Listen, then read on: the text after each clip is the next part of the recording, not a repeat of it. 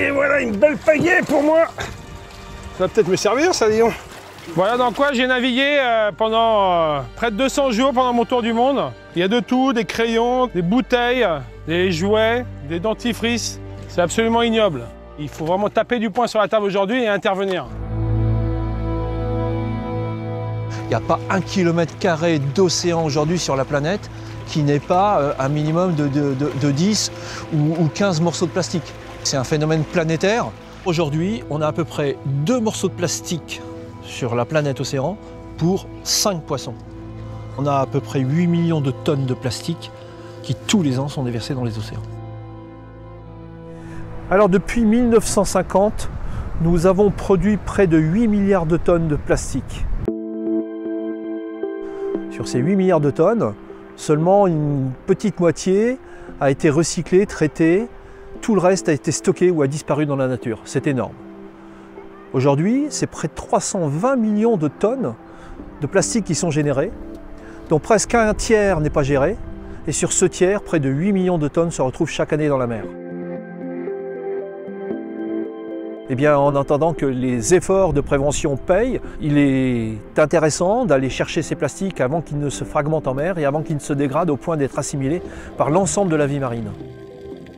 C'est notre projet avec The Sea Cleaners, c'est notre projet avec le bateau Manta.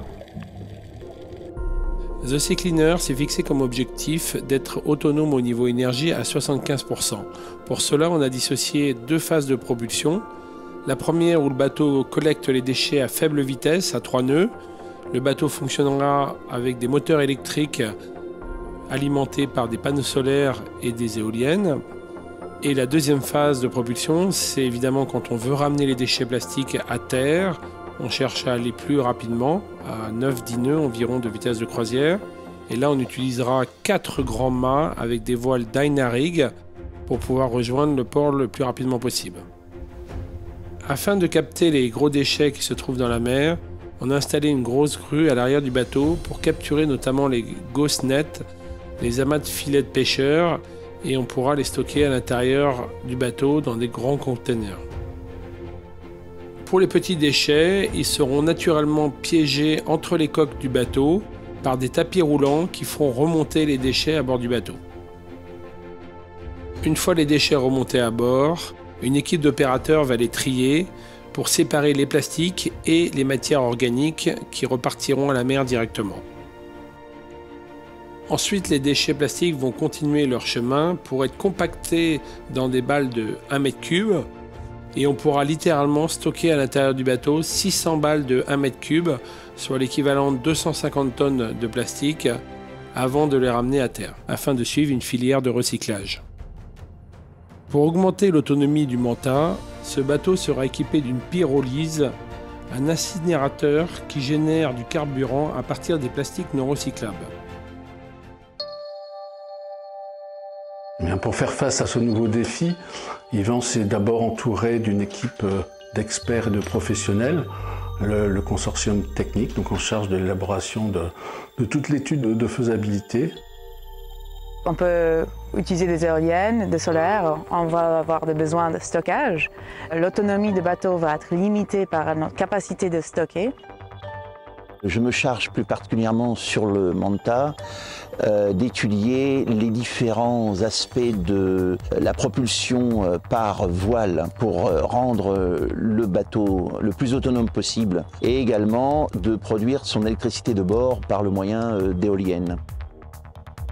Notre partenariat pour la ligne de traitement de déchets, c'est aujourd'hui une collecte de déchets organiques et plastiques. On essaye vraiment de faire quelque chose pour la planète et se débarrasser de tous ces déchets plastiques qui polluent les océans aujourd'hui.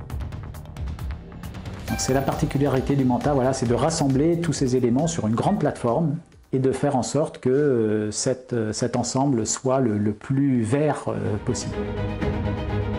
L'idée du Manta, c'est aussi de collecter des déchets près de 300 jours par an. Donc c'est évidemment une donnée scientifique très hallucinante et très importante pour la communauté scientifique, où on va pouvoir dire à un moment donné, voilà, les déchets qu'on a trouvés à tel endroit en mer, ils proviennent de tel fleuve, de telle rivière, de tel pays.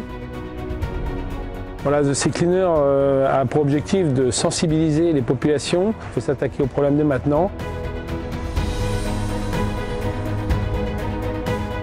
Ensemble, en fonction de votre taille, de vos besoins, on peut construire une histoire, construire une image autour de The Sea Cleaner et de votre entreprise sur la durée et pour une action qui est vraiment concrète.